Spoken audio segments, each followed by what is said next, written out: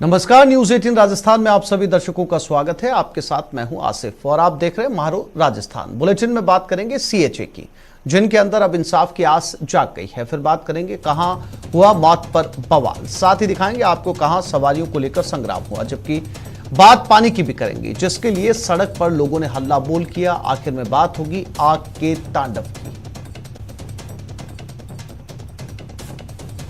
धौलपुर में हुई चाकूबाजी, roadways bus चालक को निजी बस संचालक ने चाकू मार दिया। सवारियां बिठाने को लेकर यह विवाद हुआ था। रोडवेज कर्मियों में घटना को लेकर गुस्सा है।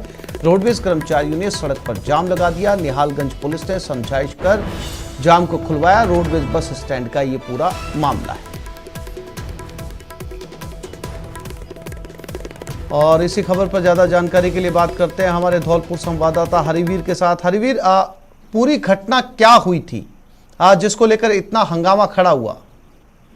जी आसिफ, मैं आपको बता दूं कि ये पूरा मामला केंद्रीय रोडवेज बस स्टैंड का है, जहां पर केंद्रीय बस स्टैंड से करीब 50 मीटर की दूरी पर जो निजी बस संचालक हैं वो भी अपनी बसों को खड़ा करते हैं।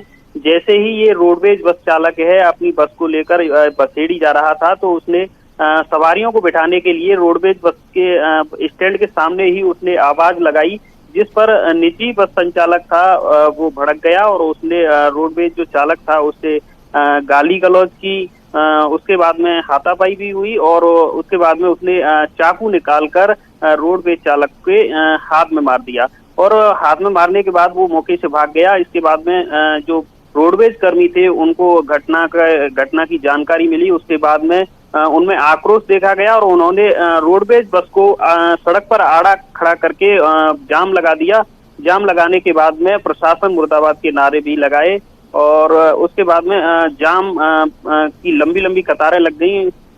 उसके बाद में पुलिस को सूचना मिली। निहालगंज थाना पुलिस मौके पर पहुंची और समझाइश कर जाम को खुलवाया गया। जी हरिवीर, क्या इस मामले में जिस बस संचालक के ऊपर चाकू लगा था उसने एफआईआर भी करवाई?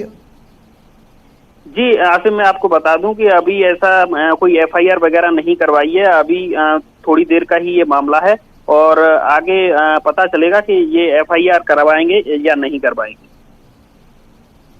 प्रदर्शन अभी भी कर रहे हैं रोडवेज कर्मी वहां पर? हरिवीर नहीं आसिफ, मैं आपको बता दूं ये प्रदर्शन खत्म हो गया है, जाम को खुलवा दिया गया है। पुलिस मौके पर पहुंची थी और पुलिस ने समझाइश कर जाम को खुलवाया था, क्योंकि ये घटनाएं आम है और ये घटनाएं आती रहती है, क्योंकि रोडवेज और जो निजी बस संचालक हैं वो आपस में आए दिन भिड़ते रहते हैं। सवारियों को बिठाने के लिए लेकर ये आपस में भिड़ते रहते हैं। रोजाना का ये मामला है। जी हरिवीर, जानकारी के लिए आपका धन्यवाद।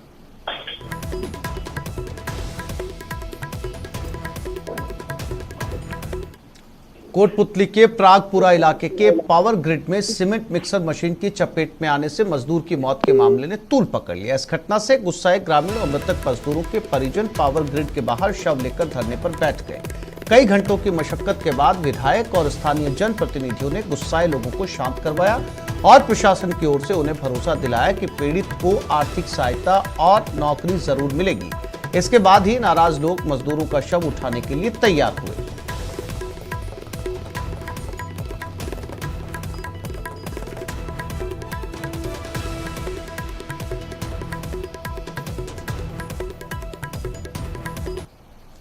तो सीमेंट फैक्ट्री में मजदूर की मौत के बाद ये बवाल हुआ है। सीमेंट फैक्ट्री में ये मौत हुई थी। कोटपुतली की ये घटना है, कोटपुतली के प्रागपुरा में, जहां पर ये सीमेंट फैक्ट्री है।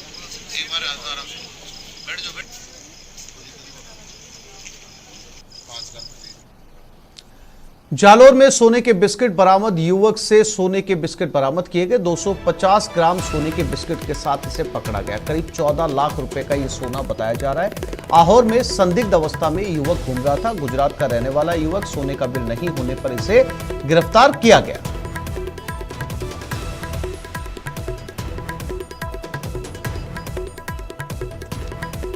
तो एक युवक को जालोर में पकड़ा गया है, जालोर के आहोर में, और संदिग्ध अवस्था में इसकी शिकायत की गई। गुजरात का रहने वाला ये युवक बताया जा रहा है और जब इसे पकड़ा गया तो इसके पास से सोने का बिस्किट बरामद हुआ। उस सोने के बिस्किट का कोई बिल उसके पास नहीं था। फिलहाल पुलिस की हिरासत में ये शख्स और 250 ग्राम ये सोना बताया जा रहा है, जिसकी बाजार में कीमत तकरीबन 14 लाख रुपए है।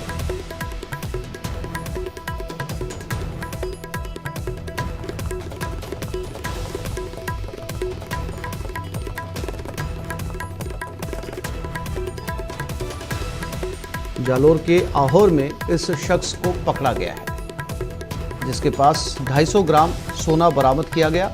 ये शख्स गुजरात का रहने वाला है।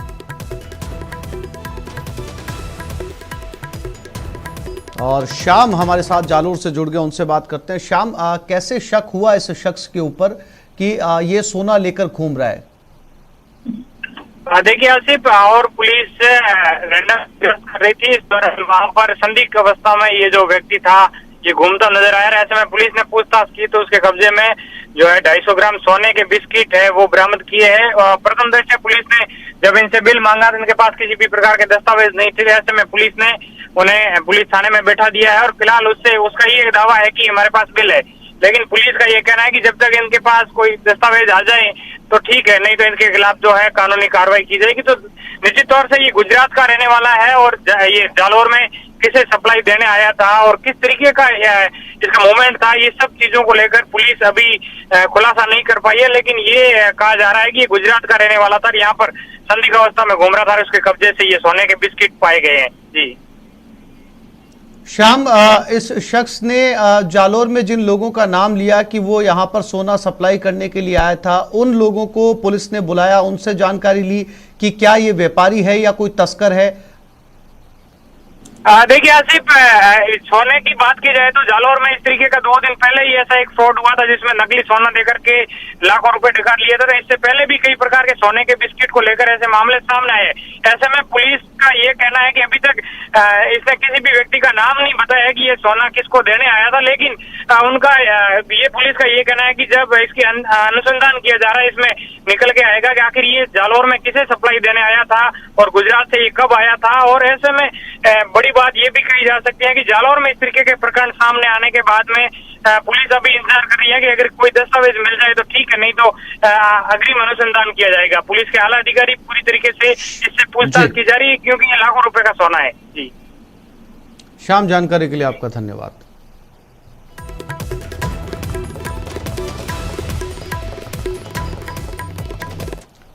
कोटपुतली के चौमू में पानी की किल्लत, पानी की समस्या को लेकर ग्रामीणों का गुस्सा फूट पड़ा। गुस्साए ग्रामीणों ने सड़क पर जाम लगाया, वाहनों की लंबी कतारें लग गई। मौके पर पुलिस पहुंची है। चौमू के रेनवाल रोड का ये पूरा मामला बताया जा रहा है।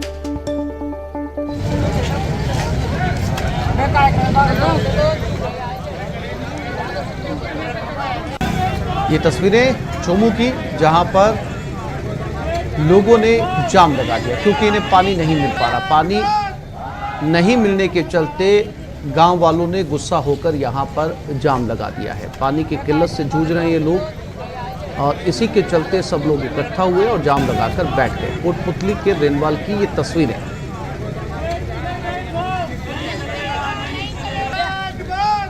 मटका फोड़कर यहां पर प्रदर्शन भी किया गया।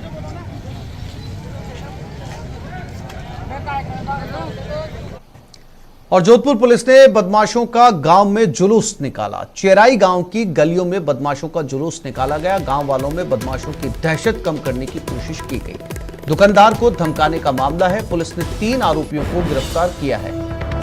हफ्ता तय करने का बदमाशों ने अल्टीमेटम दिया था। ओसिया पुलिस ने कार्रवाई को अंजाम दिया। ये वो बदमाश हैं तस्वीरों के अंदर जो इस चेराई गांव में जो व्यापारी हैं, जो लोग दुकानदार हैं या बाजार में जो लोग अपना काम धंधा करते हैं, उनको हफ्ता तय करने का अल्टीमेटम दिया था इन 3 बदमाशों ने। और फिर पुलिस ने इनका भरे बाजार जुलूस निकाला उन्हीं व्यापारियों और उन्हीं काम धंधा करने वालों के बीच से जिनको इन्होंने धमकी दी थी।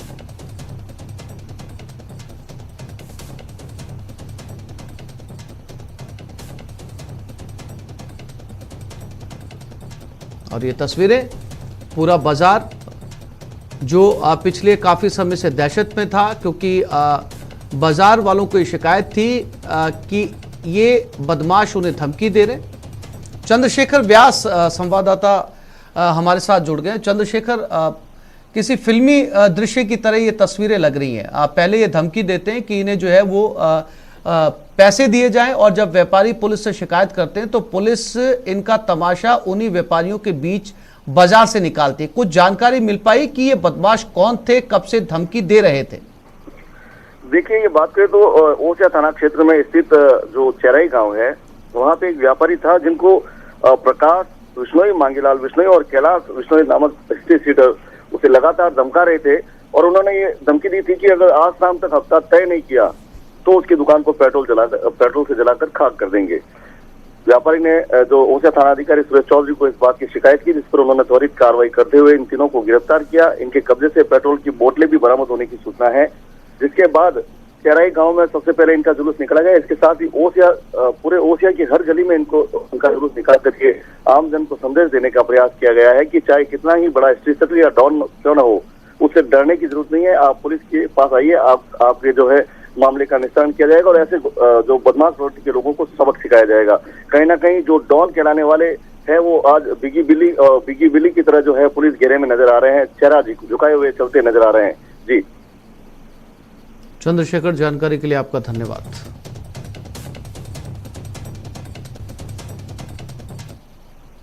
और बीकानेर के खाजूवाला में छात्रा से रेप का मामला सामने आया। 12वीं क्लास की नाबालिग छात्रा के साथ रेप किया गया। पीड़ित छात्रा ने थाने में मामला दर्ज करवा दिया। सहपाठी छात्र ने ही इस वारदात को अंजाम दिया। आरोपी छात्र भी नाबालिग है। पुलिस ने पॉक्सो एक्ट के तहत मामला दर्ज कर लिया। पुलिस ने आरोपी छात्र को राउंड अप भी किया है।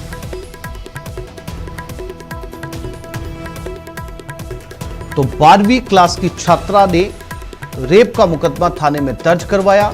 आरोप था सहपाठी छात्र पर, यानी उसी के साथ पढ़ने वाले एक स्टूडेंट पर, और ये दोनों ही नाबालिग बताए जा रहे हैं। पुलिस ने पॉक्सो एक्ट के तहत केस दर्ज किया है और उस नाबालिग को राउंड अप कर लिया है।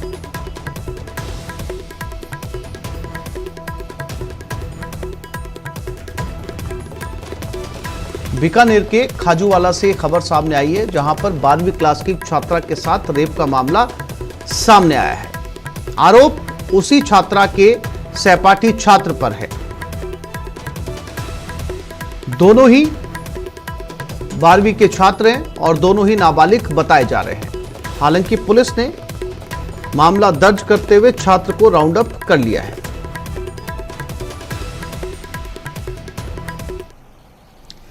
जयपुर सांगानेर सदर इलाके में दर्दनाक हादसा हुआ। ट्रेलर टैंकर में भिड़ंत के बाद भीषण आग लग गई। आग में टैंकर चालक की जिंदा जलने से मौत हो गई। देर रात सीताराम टोल प्लाजा के पास की घटना है।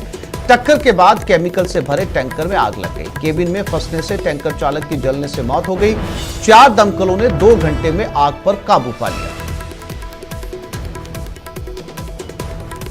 तो सांगानेर में यह दर्दनाक हादसा पेश आया। तस्वीरों के जरिए देख सकते हैं किस तरीके से टैंकर में आग लगी और टैंकर का चालक इसमें जिंदा ही जल गया और जिंदा जलने से उसकी मौत हो गई। देर रात सीताराम टोल प्लाजा के पास की यह घटना है।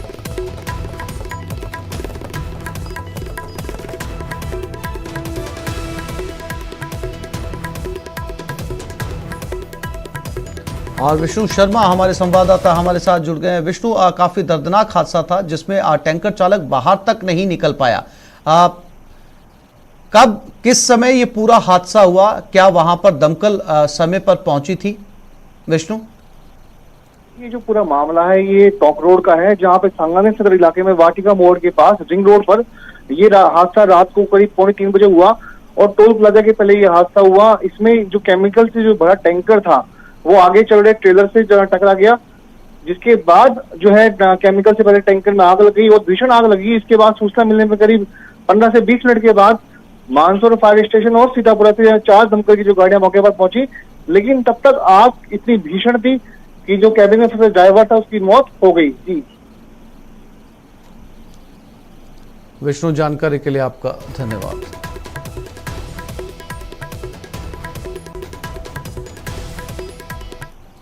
और आज से बिजली कर्मचारी काम का बहिष्कार करेंगे। बाड़ी में बिजली अभियंताओं से मारपीट का विरोध। दोपहर 11 बजे से 1 बजे तक काम का बहिष्कार किया जाएगा। राजधानी के विद्युत भवन मुख्यालय पर धरना होगा। 24 अप्रैल तक आरोपियों की गिरफ्तारी का अल्टीमेटम दिया गया है।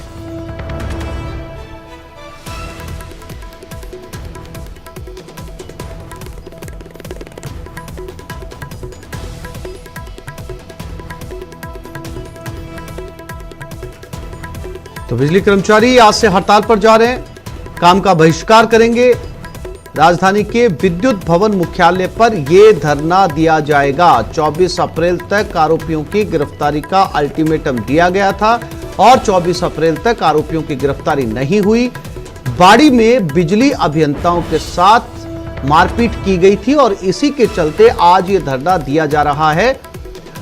पुलिस को इन बिजली कर्मचारियों ने अल्टीमेटम दिया था कि जो दोषी हैं, जो आरोपी हैं, उनकी गिरफ्तारी 24 अप्रैल तक का समय दिया था, लेकिन आज 25 अप्रैल है। 24 अप्रैल तक पुलिस आरोपियों को गिरफ्तार नहीं कर पाई। अब जाकर ये इस मारपीट के विरोध में और पुलिस की कार्यशैली के विरोध में विद्युत भवन पर धरना देंगे।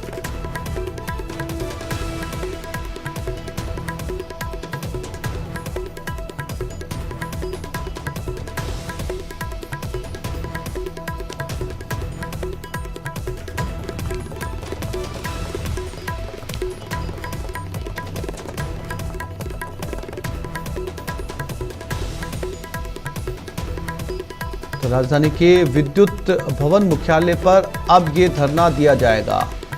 बिजली कर्मचारी आज से काम का बहिष्कार करेंगे, जिसके चलते ये भी आशंका जताई जा रही है कि बिजली आपूर्ति के ऊपर बिजली सप्लाई भी बाधित हो सकती है। और बीकानेर पुलिस ने 2 लोगों को गिरफ्तार किया। इनके पास से नशे की 17,500 टैबलेट बरामद की गई हैं। दरअसल पुलिस बीकानेर छत्तरगढ़ हाईवे पर गाड़ियों की जांच कर रही थी। इसी दौरान एक गाड़ी की तलाशी में 17,500 नशीली ट्रामाडोल टैबलेट मिली है, जिसके बाद पुलिस ने गाड़ी में बैठे कुलवंत और गुरविंदर को एनडीपीएस एक्ट के तहत गिरफ्तार कर लिया है।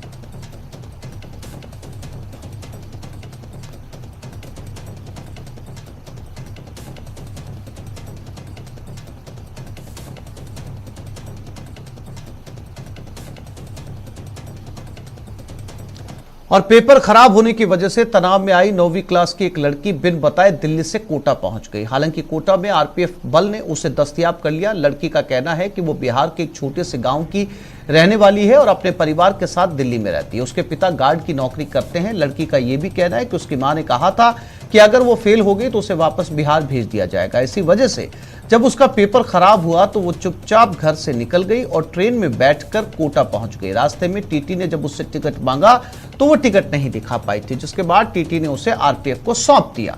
फिर आरपीएफ वालों ने उसे बाल कल्याण समिति के सामने पेश किया।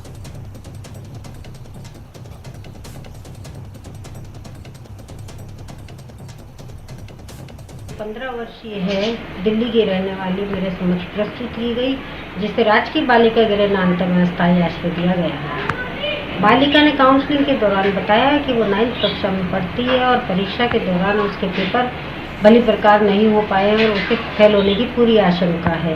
माता पिता की डांट के डर से वो कल अपने घर से रवाना होकर के ट्रेन में बैठ गई और उसके पास 1000 रुपये जो पॉकेट मनी थे वो लेकर के चली थी, किंतु विदाउट टिकट होने पर टीटी ने उसे रोक लिया और आरपीएफ को बुलाकर उनके सपोर्ट कर दिया। आरपीएफ ने चाइल्ड लाइन को कॉल किया। चाइल्ड लाइन उसे बालिका को मेरे समक्ष लेकर के आई और मैंने उसके संरक्षण के लिए आदेश किए। जालोर के भीनमाल के राजकीय अस्पताल परिसर से बाइक चोरी करने वाले शख्स को गिरफ्तार कर लिया गया है। साथ ही पुलिस ने चोरी की बाइक भी बरामद कर ली। दरअसल आरोपी की करतूत सीसीटीवी में रिकॉर्ड हो गई थी और पुलिस ने इन तस्वीरों को देखकर 24 घंटे के अंदर आरोपी का पता भी लगा लिया।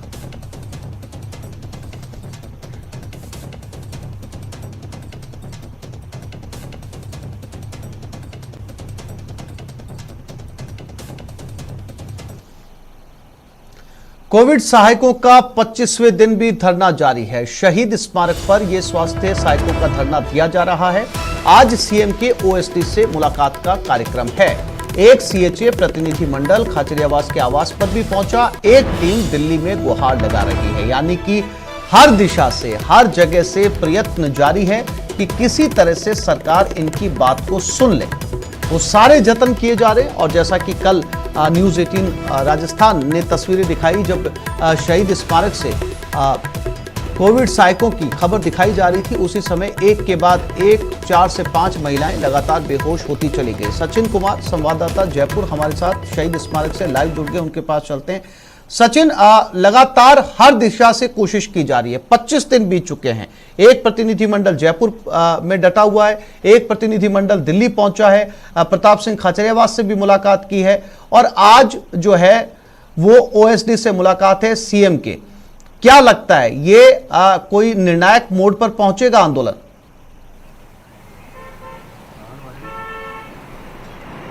बिल्कुल, देखिए सीएचए के जितने भी कार्मिक हैं वो तय कर चुके हैं कि जब तक निर्णायक मोड़ पर नहीं पहुंचेगा इनका आंदोलन, तब तक उनका आंदोलन लगातार जारी रहेगा। आज 25वां दिन है, आज भी कर्मिक अनशन किया जाएगा, प्रदर्शन ये लोग करेंगे आज। और लेकिन आज एक उम्मीद इनको इसलिए है क्योंकि जो सीएम जो देवाराम सैनी, उनसे मुलाकात शायद जी सचिन मिल रही है मुझे आपकी आवाज। इन लोगों से बात करेंगे कि क्या कुछ इनका क्या कुछ कहना है। सर, आप लोग यहाँ किससे मुलाकात करने आए हैं और आज दिन भर का किस तरह का आप लोगों का कार्यक्रम है? हम यहाँ पे प्रताप सिंह जी खाचरियावास से मुलाकात करने के लिए आए थे, लेकिन वो मिल नहीं पाए। फोन के थ्रू उनसे वार्ता हुई है। उन्होंने बताया अभी मैंने सीएम साहब तक नोट पहुंचा दिया था, लेकिन मेरी वार्ता नहीं हुई भी किस स्तर पे आपका काम चल रहा है। तो आज शाम तक वो बात करके हमें जवाब देंगे। हमारा एक प्रतिनिधि मंडल सीएमआर के अंदर देवाराम सैनी जी से मिलने की कोशिश कर रहा है। 10:30 का टाइम मिला है, वो भी देवाराम जी से मिलेंगे। हम इसके बाद डोटासरा जी से मिलने जाएंगे। हम लगभग सभी कांग्रेस के जो आला कमान है उनसे मिलने की कोशिश कर रहे हैं निरंतर।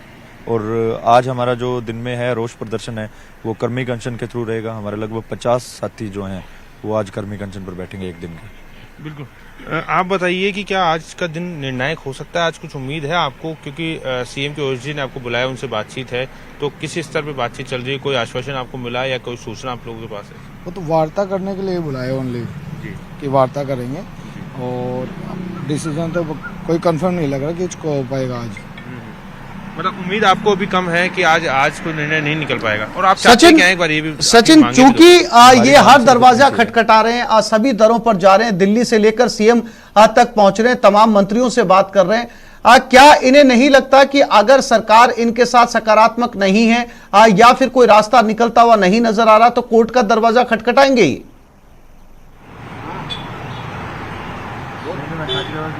बिल्कुल, देखिए सवाल मैं उनसे ले लेता हूं जो हमारे साथ प्रतिनिधि हैं। ये बताइए कि आप लोगों को अभी पूरी तरह से विश्वास नहीं है कि आज निर्णायक को बात निकल सकती है। आप लगातार आंदोलन कर रहे हैं, 25वां दिन है, तो अब आखिर में क्या कोर्ट का दरवाजा भी आप खटखटा सकते हैं? वो एक रास्ता आप मान सकते हैं कि आपके लिए खुला हुआ है? नहीं, हम कोर्ट का दरवाजा भी खटखटाएंगे जल्दी। बाकी हम निरंतर जो परमानेंट स्टाफ की एसोसिएशन है उनके संपर्क में बने हुए हैं। हमारी कोशिश ये रहेगी भी जो परमानेंट स्टाफ है, पूरा राजस्थान के नर्सिंग स्टाफ है, वो लगभग आने वाले दिनों में 2 या 3 दिन में 2 घंटे के कार्य बहिष्कार पे जाएगा। हमारी कोशिश निरंतर जारी है।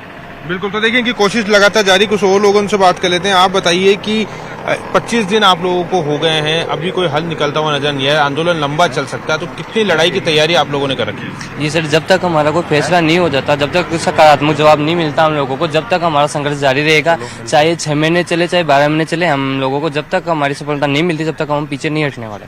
बिल्कुल, एक बार आपसे भी जानना चाहेंगे कि क्या आप चाहते क्या हैं आप लोग, क्योंकि सरकार कह रही है कि भाई आपको कोविड के समय लगाया गया था, कोविड गया यानी नौकरी गई, कोई आश्वासन पहले नहीं था, लेकिन आप लोग फिर भी डटे हुए। आपकी आखिर मांगी क्या है? सर, हमारी 2 ही मांग है। एक तो हम नर्सिंग कर्मी हैं, तो नर्सिंग कर्मी हम तो नर्सिंग संवर्ग मांग रहे हैं कि हमारे को नर्स ग्रेड 2 का दर्जा दिया जाए। दूसरा, संविदा के रूप में लगाया गया था, तो हम यही चाह रहे हैं कि हमारे को संविदा कैडर में शामिल किया जाए। तीसरी हमारी कोई मांग नहीं है। इन 2 मांगों को मेरे ख्याल से पूरा करने में गवर्नमेंट को भी कोई अचरज नहीं होना चाहिए। बिल्कुल, जैसा कि आपके साथियों ने बताया कि लंबी लड़ाई चलेगी, तो लंबी लड़ाई लड़ेंगे। बहुत सी महिला कार्मिक आपके साथ हैं, बच्चों के साथ जो बैठी हुई हैं।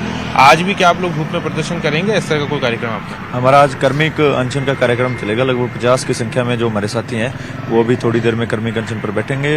महिलाएं हैं, छोटे बच्चे हैं, लगभग 2-2 महीने के बच्चे हमारे साथ बैठे हुए हैं। मैं आपके चैनल के माध्यम से प्रदेश की जनता से भी निवेदन करना चाहता हूँ कि हमने कोरोना के अंदर आपकी जान बचाई है। आज हमें जरूरत है तो प्रदेश के जो जनता है, प्रदेश के ऑर्गेनाइजेशन हैं, उनको हमारा साथ देना चाहिए, हमारे साथ कंधे से कंधा मिलाकर खड़ा होना चाहिए। बिल्कुल, तो देखिए आसिफ, आज भी कर्मिक अनशन लगातार जारी रहेगा। आंदोलन लंबा चल सकता है क्योंकि अभी तक ये लोग भी पूरी तरह से आश्वस्त नहीं है कि इनकी मांग आज पूरी होगी या नहीं। कल तक ये जरूर लग रहा था कि आज कोई सकारात्मक बात हो सकती है, कोई रास्ता निकल सकता है, हालांकि सरकार के स्तर पर जरूरी बातचीत आ रही है कि इनके लिए सचिन आज चूंकि ये पहुंचे हैं सीएम के दर पर और सीएम के ओएसडी से मुलाकात कर रहे हैं और इनको ये भरोसा भी है, जैसा कि इन प्रतिनिधि मंडल ने आपसे कहा कि अभी कोशिशें जारी है और इन्हें उम्मीद है कि कोई ना कोई रास्ता जो है वो निकल आएगा। तो इनसे सवाल करने की कोशिश कीजिए सचिन कि अगर ये सीएम के ओएसडी से मिलते हैं, सीएम के ओएसडी इनको आश्वासन देते हैं, कुछ समय की डिमांड करते हैं कि हमें जरा समय दीजिए, 4 महीने 6 महीने के अंदर आपकी समस्या का समाधान निकाला जाएगा, तो क्या ये धरने से उठ जाएंगे, प्रदर्शन को बंद कर देंगे? क्या इन्हें भरोसा है कि ओएसडी कहेंगे कि अगर कुछ समय बाद में हम जो है वो आपको समाधान देंगे तो आज ये धरना खत्म कर देंगे? बिल्कुल देखिए, मैं बात कर लेता हूं इनसे। सर ये बताइए कि आज आपको अगर मान लीजिए कोई ठोस आश्वासन मिलता है, कुछ समय सरकार अगर आपसे चाहती है, तो क्या सरकार को आप समय देने के मूड में हैं? क्या धरना समाप्त हो सकता है? नहीं जी, ये धरना समाप्त नहीं हो सकता, क्योंकि ये हमारी नौकरी का सवाल है। ये अगर नौकरी में रहते हुए हमारा कोई संघर्ष होता तो हम शायद आश्वासन लेके उठ जाते। हमें तो नौकरी पे लौटना है वापस। 1 महीने से हम यहाँ पे बैठे हैं। अगर हम आगे आश्वासन लेके जाएंगे तो हमें पता है हमारे हाथ कुछ नहीं लगेगा। जब तक हमारे हाथ में ठोस कागजात या ठोस हमारे हाथ में जब तक हमें नौकरी पे वापस नहीं बुलाया जाता, तब तक हम शहीद स्मारक को नहीं छोड़ेंगे, यहीं बैठे रहेंगे। सरकार को समय लग रहा है इस पूरे काम को करने में, क्योंकि अगर काम का होना होता तो 25 दिन में हो चुका होता, तो समय देने के मूड में बिल्कुल समय दे सकते हैं हम। आप हमें हमारी नौकरी पे लौटा दीजिए वापस, जैसे हम पहले काम कर रहे थे वैसे काम करते रहेंगे। आप उसके बाद जो भी आपको करना है, जो भी आपको कार्रवाई करनी है वो करते रहिएगा, कोई दिक्कत नहीं, लेकिन एक बार आप हमें नौकरी पे लौटाइए। बिल्कुल। तो देखिए, लेकिन चिकित्सा मंत्री ने साफ तौर पर कहा था सचिन कि जब कोरोना खत्म हो गया, कोरोना के पेशेंट उतने नहीं है, और इन सारे संविदा कर्मियों से बात भी यही हुई थी कि जब तक कोरोना है तब तक आप जो है वो कोविड सहायकों के तौर पर साथ दीजिए। अगर इस तरीके का कोई कॉन्ट्रैक्ट पहले किया गया था सरकार के साथ में कि इनको ताउम्र जो है वो संविदा कर्मी रहेंगे या परमानेंट नौकरी मिलेगी, इस तरीके का कोई करार या कोई कागज इन्होंने साइन किया है जिसके चलते ये जॉब के लिए दावेदारी कर रहे हैं, या फिर इन्होंने जब कोविड सहायक लगे थे तो अनकंडीशनल जो है वो सिग्नेचर कर दिया था कि जब तक कोविड है तब तक हम काम करेंगे?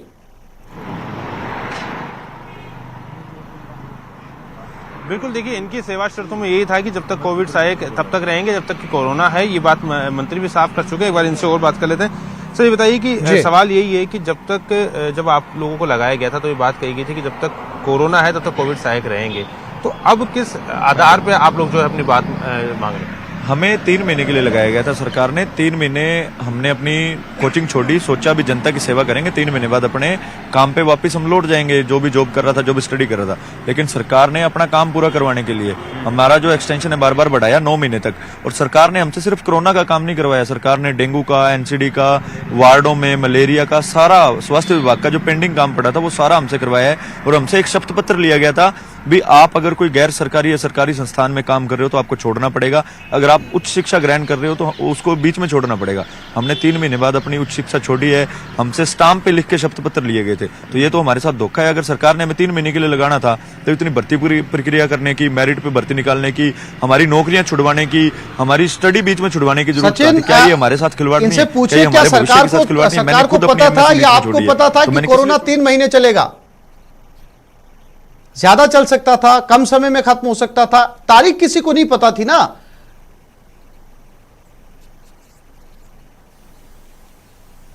सरकार को पता थोड़ी था कि कोरोना इतना लंबा चलेगा, तब यही बात थी, तो ये तो उस आधार पे भी बात हो सकती है। सरकार ने, मैं कह रहा हूँ सरकार को कोरोना का नहीं पता था, लेकिन सरकार ने जो अपने पैर पसारे हैं उस कॉन्ट्रैक्ट के अंदर, कोरोना के अलावा डेंगू का काम कराया, ओटी के अंदर काम कराया, एनसीडी का काम 2017 से पेंडिंग चल रहा था वो हमसे पूरा करवाया, उसका क्या, वो क्यों किया सरकार ने? अब अगर सरकार पल्ला झाड़ना चाहती है तो बिल्कुल गलत है। और सरकार के तो बार बार बयान आ रहे थे भी हम किसी को नहीं हटाएंगे, जो एक बार लग गया। और प्रसादी लाल जी मीणा तो एक मीडिया में बोल रहे थे भी एक सीएचए को हर सब सेंटर पे लगाया गया। तो सरकार ने हमें उम्मीद दिखाकर हमारी सोच को गुलाम करके हमारे साथ खिलवाड़ करने का काम किया, धोखा करने का काम किया। बिल्कुल, तो देखिए ये तो साफ कर चुके हैं कोविड सहायक कि सरकार ने जो है इनको कोरोना के नाम पर सभी तरह के जो मेडिकल फैसिलिटीज है उसमें सब जगह इनको यूज लिया, सब जगह इन लोगों ने काम किया। और अब जब इनकी उम्मीद सरकार से है तो सरकार जो है पल्ला झाड़ रही है, लेकिन ये लोग पीछे नहीं हटेंगे। आर पार की लड़ाई का ये लोग ऐलान कर चुके हैं कि जब तक लिखित में नहीं मिलेगा तब तक ये धरना समाप्त नहीं होगा। जी सचिन, आप तमाम जानकारी देने के लिए और तमाम तस्वीरें दिखाने के लिए सचिन आपका शुक्रिया। हमारे संवाददाता सचिन इस समय बात कर रहे थे कोविड सहायकों के प्रतिनिधि मंडल से जो सीएम के ओएसडी से मिलने के लिए पहुंचा है। क्या कुछ नतीजा रहता है, क्या कुछ निकलकर जानकारी सामने आती है, क्या आश्वासन इनको मिलता है, ये कुछ ही समय के बाद जो है वो साफ हो जाएगा। सभी कोविड सहायक इस समय शहीद स्मारक पर डटे हुए हैं और आज इनको 25वां दिन है।